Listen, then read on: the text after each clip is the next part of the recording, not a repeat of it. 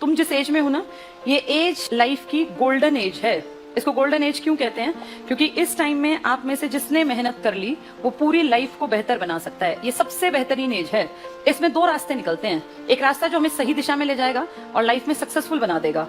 Successful होने के बाद ये होता है कि चांसेस बढ़ जाते हैं कि आपकी लाइफ आसान बन जाएगी। जैसे मान लीजिए कोई नहीं कमाता है तो उसके दुखी रहने के चांसेस बढ़ गए। कोई कमाता है, सुख दुख तो भगवान की देना ही हमारे हाथ में नहीं होते। किसी को बीमारी लग गई है, किसी को कोई दिक्कत आ गई, लेकिन अगर पैसा ना हो और दुख आ जाए तो वो दुख कई हजार गुना बढ़ जाता है। अगर पैसा हो तो दुख भी कट जाता है। तो आपका रास्ता जो है ना, ये एक तो ले जाएगा सही रास्ते पर और एक आपको भटकाएगा। आपकी एज में सबसे इंपॉर्टेंट है सही टाइम पे सही डिसीजन लेना। अपनी लाइफ को अब मत देखो, तुमने अब तक जो किया उससे कोई फर्क नहीं पड़ने वाला, लेकिन 2022 और 2023 में तुम जो करोगे ना, इससे तुम 2060 तक की लाइफ को प्रभावित करोगे। अब अगर सही रास्ता नहीं पकड़े तो अगले 40 साल, अभी तुम 20-20 साल के इर्द गिर्द हो, कोई 18 का, कोई 22 का, कोई 21 का, यही एज ग्रुप है तुम्हारा। तो तुम्हें ये बता रही हूँ, तुमसे मेरी एज लगभग डबल है। मेरी एज है 39+। और मेरा ये अनुभव है इतने सालों में कि जो इस टाइम पे सही टाइम डिसीजन ले गया ना, उसकी लाइफ बहुत बढ़िया कटती है। जैसे मैंने बताया, मैं 20 साल में नौकरी में आ गई, उसके बाद से मेरी लाइफ बेहतर बेहतर बेहतर होती चली गई। मैंने नौकरी छोड़ी थी 2015 में। कई साल जॉब करने के बाद मैंने नौकरी छोड़ दी, कारण आईसीएस बहुत बढ़ गया था। उसके बाद फिर गवर्नमेंट जॉब करना पॉसिबल नहीं रहा, तो मैंने छोड़ दी। लेकिन जब तक आईसीएस अपनी जड़ें जमा रहा था, तब तक मेरे पास एक सबसे ताकतवर चीज मेरी नौकरी थी।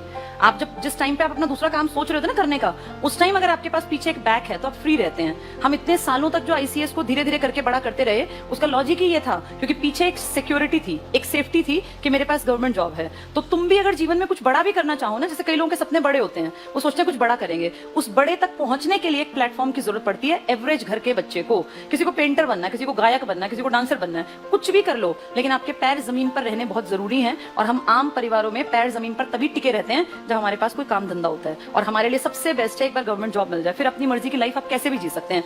प्रोफेशन कभी भी बदला जा सकता है, पर पैर खड़े होंगे ना जब एक जगह, तभी लोग आपकी बातों को मानेंगे। अब तुम में से कोई कहेगा पिताजी मुझे ना गायक बनना है, तो 2 लात पड़ेंगी उसको, और पढ़नी भी चाहिए। गायकी का भूत तो सवार बहुतों को है, किसी को हीरोइन बनना है, किसी को हीरो बनना है। ये सब चीजें ना या तो बहुत अमीर घर में पैदा हुए हो तो चलती हैं।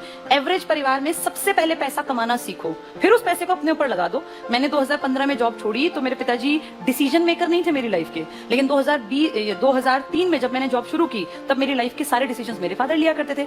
जिस दिन से मुझे नौकरी मिल गई, उस दिन से अपनी लाइफ के डिसीजन मेकर मैं बन गई। तुम्हारे साथ भी होगा। अभी तुम्हारे जीवन के सारे निर्णय घर परिवार वाले लेते हैं, और लेने भी चाहिए क्योंकि तुम उतने डेवलप नहीं हो। जिस दिन तुम्हें जॉब मिल गई ना, चाहे तुम 20 साल के हो, उस दिन तुम्हारी स्थिति इतनी हो जाएगी कि हाँ, घर वाले तुम्हें पूछने लगेंगे। एक अलग ही चीज फील होने लगती है सब लोगों को, और लगता है कि अभी ये काबिल है, तो अपनी काबिलियत प्रूव करनी पड़ेगी। तुम्हारी कोई नहीं सुनेगा, चाहे तुम भंडार भरा पड़ाओ तुम्हारे दिमाग में। अपनी काबिलियत प्रूव करो, नौकरी हासिल करो। करना ना करना बात की बात होती है, जिसको जैसा करना हो वैसा कर सकता है, पर अपने आप को स्टेबल बना लो पहले। ये मेरी तरफ से इसको सलाह मान लो। तुम मुझसे छोटे भाई बहनों की तरह हो, इसलिए बता रही हूँ। सपने कई बार बच्चे बहुत गलत ले जाते हैं। जैसे किसी को यूट्यूबर बनना है, आजकल लोगों को बड़ा शौक होता है कि हम तो भाई इन्फ्लुएंसर बनेंगे। बन जाना, लेकिन पहले अपने पैर जमा लेना। जिसके पास पैसा होगा ना, वो कुछ भी कर सकता है, उसको कोई रोकने टोकने वाला भी नहीं होता। और पैसा ऐसे डायरेक्शन से आना चाहिए जिससे कि माँ बाप का नाम ऊंचा हो। पैसा तो ठेका जो खोल लेते हैं शराब का, वो भी कमाते ही हैं। ड्रग सप्लायर भी पैसा कमाते हैं, पर उस तरीके से माँ बाप की इज्जत क्या रह जाती है? एक ऐसा कि हाँ भाई, इनका लड़का या इनकी लड़की 19-20 साल में नौकरी लग गए। माँ बाप की भी तो इज्जत बढ़ाना हमारी ड्यूटी है ना।